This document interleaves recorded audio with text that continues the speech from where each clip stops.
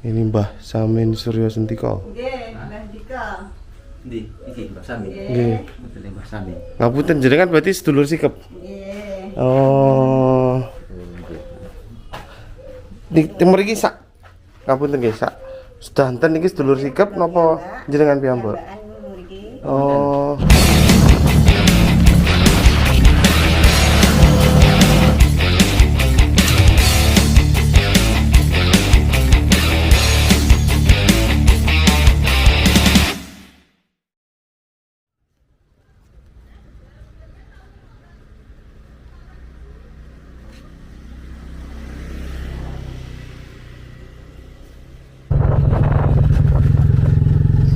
Masih di desa Gondel, saya tidak menduga bahwa ketika kami memperhatikan tiap detailnya, ada banyak hal yang bisa diabadikan di desa ini. Nah, kami sedang perjalanan menuju tempat Pak Kumari, seorang pengrajin rumah kayu. Malam pada saat pertemuan, saya notice Pak Kumari karena dia menggunakan pakaian yang unik begitu ya, ada sarung dan udeng begitu, satu-satunya orang yang pakai udeng di dalam pertemuan tadi. Dan dia satu-satunya orang yang ketika salaman dia langsung tanya, paringi asmo sinten, atau Anda dikasih nama siapa begitu ya, dengan tatapan yang tajam. Sekilas pandang ini adalah orang yang kuat sekali karakternya begitu.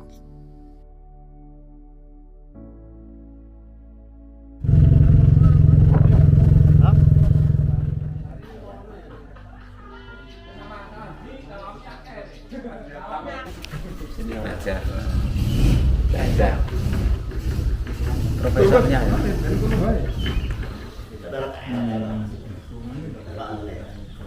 Harus dipindah karena ukurannya ini kan beda-beda ya. Tergantung ukurannya. Buku di sisi suwi.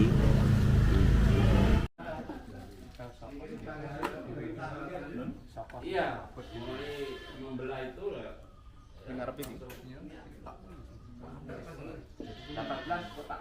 Mbah, jenengan damel griya niki mulai nem. Nun, Jenengan damel griya niki mulai nem. nggih. Belajar itu ki pundi? Kula Nggih, sinaune. pamune nggih marik-marik nek nem. Oh. Lagi nderek bos yancek. Nggih, nggih. Nek riyen pertama-tama niku sinaune dugi pundi? Jenengan tasih emut. Pertamane Nggih, pertamane. nggih sidang piyambak ngoten. Oh, tumut tiyang riyen nggih. Nggih boten sekolah. Oh. Nggih, nggih. Nggih kan ngoten. Nggih. Lho, jaman riyen, Mbah. Griya-griya ngeten iki napa ndamel tukang napa wong tiyang sayan? Ora nggih ndamel tukang. Mulai jaman riyen pun ndamel tukang nggih. Mboten sayan nggih.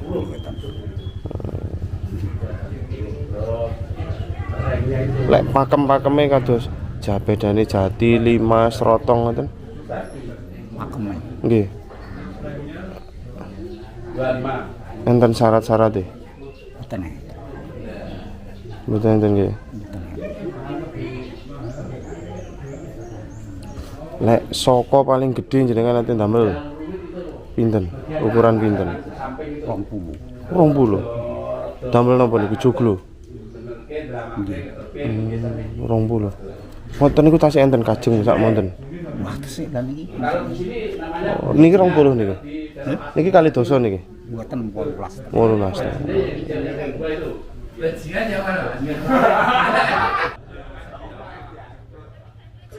Kayu-kayu ini adalah kayu jati berasal dari TPK atau tempat pelelangan kayu yang ada di perhutani. Artinya ini milik Absah, ini milik perhutani sebenarnya. Tapi kemudian dibeli dan dijadikan bahan baku dari rumah kayu ini.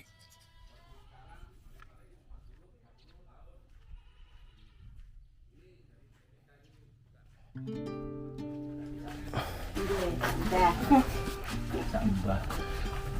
Apa Mas? Iki sak komplek iki sak keluarga iki kakak adik sak mbah lah. Jadi omah Nggih, Agni. Oh, Pak Kumari. Nggih, siap. istrinya Pak. Istrinya Pak Kumari. Oh, ta mriki istri niku rukun. Nggih, nggih nek teng kanton nek Nggih. Mas Tani rukun nggih saged, Oh. istri nggih saged. Lek pas mboten rukun. Nggih, rukun. Niki sak lorong niki yang paling tuwek yang pundi? Kula Aduh, griyane sing paling tuwek. mondane niki griyane mbae, Oh. mondane mbae. Nggih. Jerone ketok tuwa iku lho payune. Lho.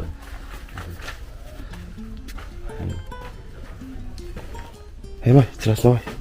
Hah? Jelasno. Iki griya sing paling lawas mriki. Nggih niki. Oh, punya orang tua. Bu.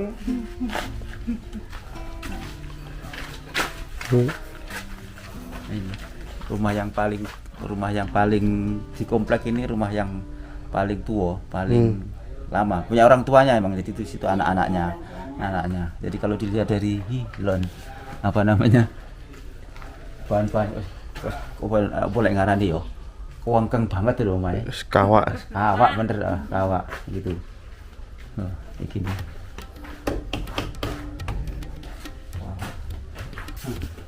Sak reng-rengi sak usuke jati kabeh.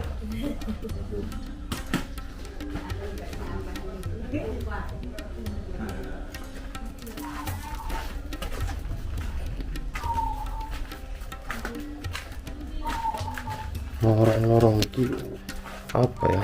Rumahnya satu keluarga nih. Itu di sana tadi rumah yang paling tua, kanan, kiri, dan full jadi. Jadi mirip seperti keluarga di Madura yang tinggal bersama dengan kakeknya, neneknya, saudara-saudaranya, dan berkumpul. Rumahnya beda-beda tapi berkumpul dalam satu area. Kalau di Madura namanya Tanian Lanjeng. Nah, ini mirip seperti itu.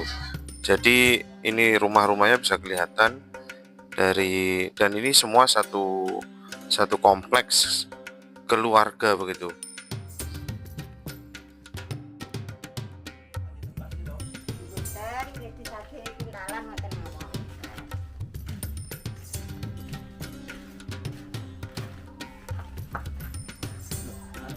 Gampang.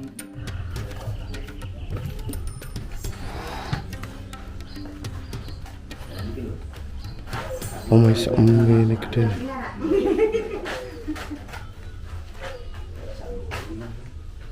Ini Mbah Samin Suryo Sentiko. Nggih, Mbah Dika.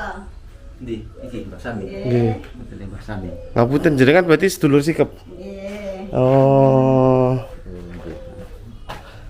Di mriki sak ngapunten nggih sak.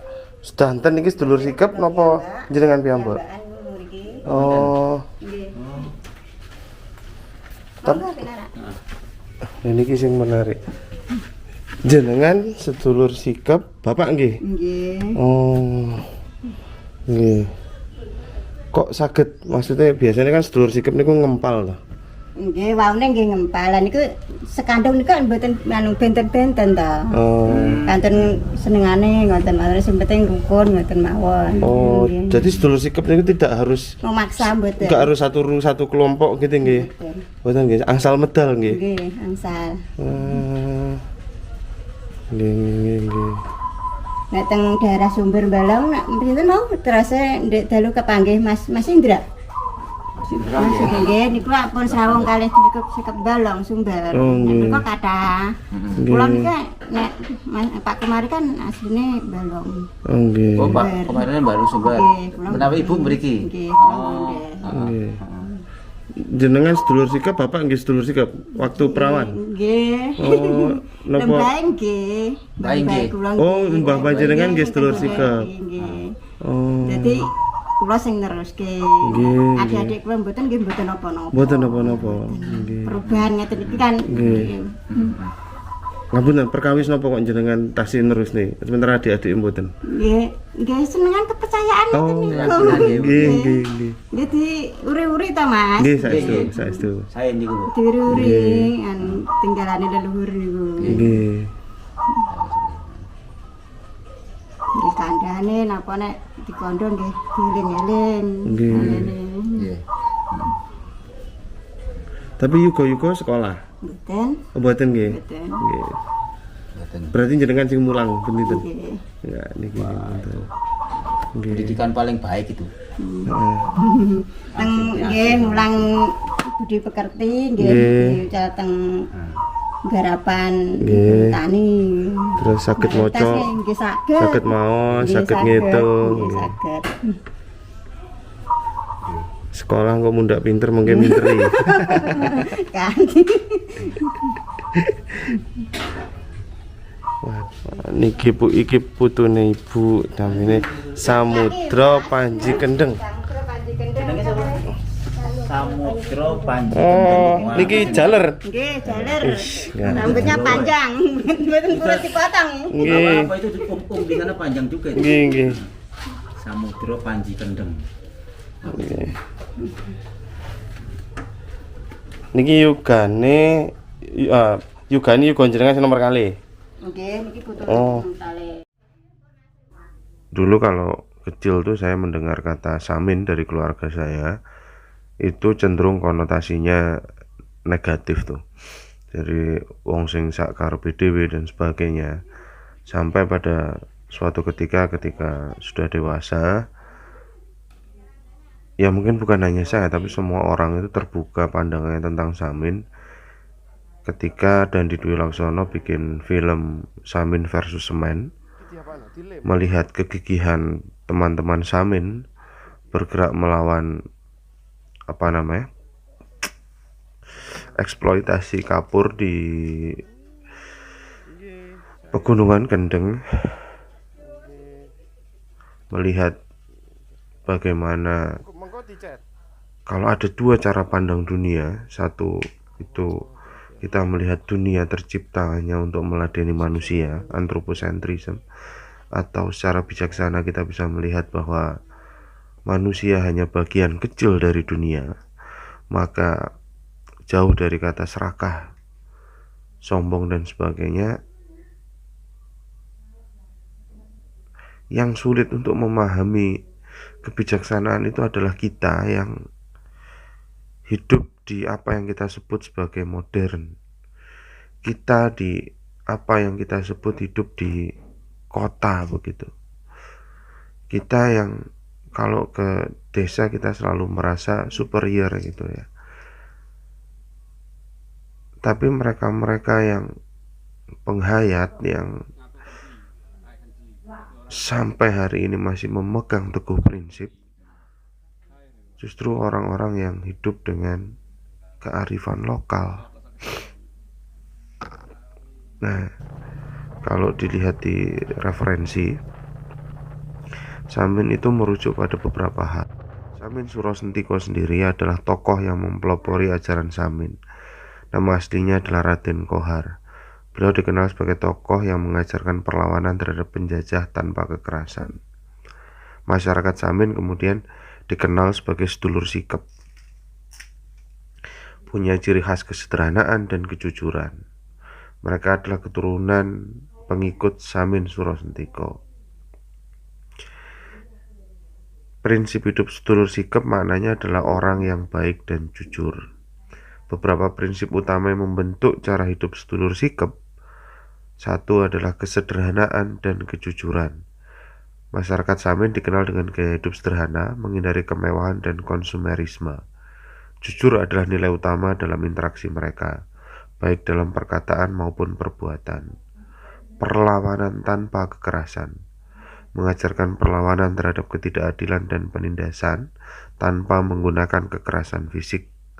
Mereka memilih untuk menolak peraturan yang dianggap merugikan dengan cara yang damai, seperti menolak membayar pajak atau tidak mengikuti aturan pemerintah Belanda yang tidak sesuai dengan prinsip mereka. Harmoni dengan alam. Masyarakat Samin punya hubungan yang erat dengan alam. Mereka menghormati alam dan menjaga kelestarian lingkungan. Mereka hidup selaras dengan alam. memanfaatkan sumber daya alam secara bijak dan menghindari eksploitasi berlebihan. Kalau ini sekarang kita ada di pengrajin bonggol kayu. Ini salah satu produk yang terkenal dari Kabupaten Blora dan ada di Desa Gondel ini.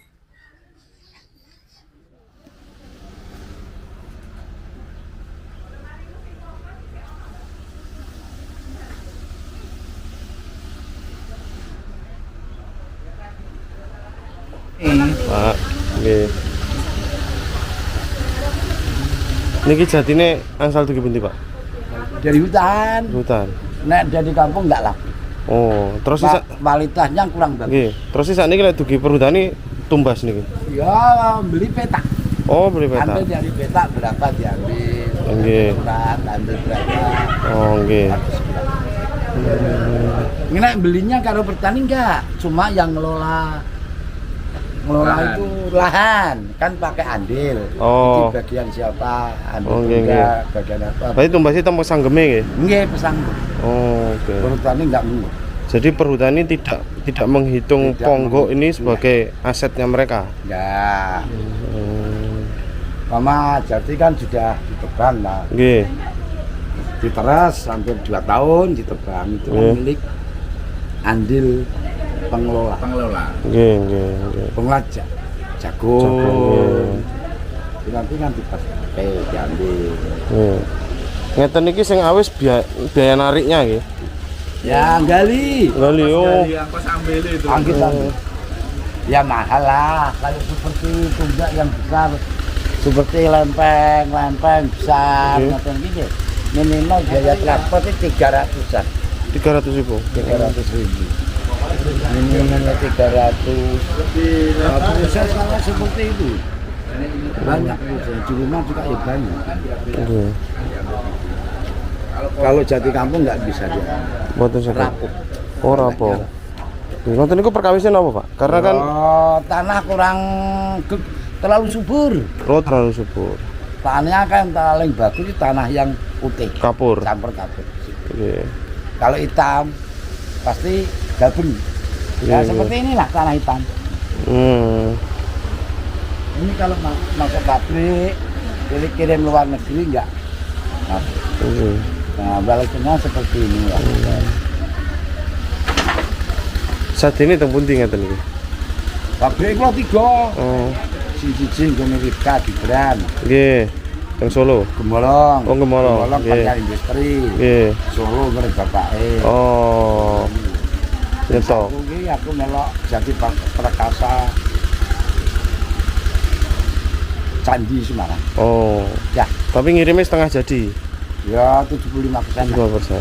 Kalau mereka finishing tok. Tinggal ngampas halus. Nggih. Seperti itu namanya Nggih, nggih. cuma jadi. Ini lancar loh kepala kayu namanya ini. Kepala kayu. Mahal ini.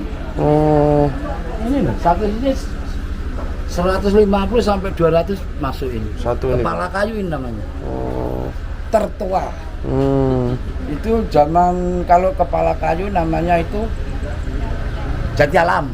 Jadi alam. Kalau jati sekarang nggak bisa. Nggih. Nah, paling mahal ini Nggih. 50 juta loh ini. Pundi? Saged mahal niki. Lah lebarnya 1,5 meter loh. Oh, sampai mriko nggih. Iya sampai sini, Oh, nggih, panjangnya nggih. sampai sana. Ini sebelah sana. Oh iya. 60 juta ini aku beli. Bener. Terus jenengan timbun ngeten niki. Iya. Nanti kalau sudah langka kan aku bisa Oh. buka. Ini kan Iya. saham. Lagi Simpanan. tangan. Keren sahamnya. Bener ini. Panjang 3 meter, hampir 4 meter ini. Berarti jenengan ngepul nggih. Nggih. Beli nimbun. Pokoknya lanjutnya utang. Ini sahamnya apa? Terakhir perjalanan ini kami tutup dengan melihat rencana pengembangan tanah kas desa yang uniknya berada di delta sungai. Nah itu terlihat seperti dikelilingi oleh sungai, aliran sungai yang rencananya akan ditanami dengan alpukat, jadi sekarang sudah ditanam, artinya ditanam dengan pohon buah untuk dijadikan sebagai agrowisata begitu. Sayangnya tempat ini ya karena dia berada di delta sungai, jadi ketika ada banjir maka dia terancam sebenarnya. Desa ini kelihatan kan, Gondel itu merupakan desa penting karena dia punya hamparan sawah yang luar biasa. Ini erat kaitannya dengan ketahanan pangan kita, Pak. Jadi desa Gondel ini memang di luar ekspektasi kami, dan kalau saya pribadi sih perjalanan yang menyenangkan adalah perjalanan yang kita berangkat tanpa ekspektasi apapun, kemudian kita cukup menjadi peka terhadap hal-hal sekecil apapun, dan jujur saya dapat insight yang luar biasa di perjalanan kali ini. Meskipun ini sebenarnya adalah pekerjaan dalam rangka perjalanan dalam rangka pekerjaan, tapi saya merasa ini seperti pengalaman experience traveling biasanya yang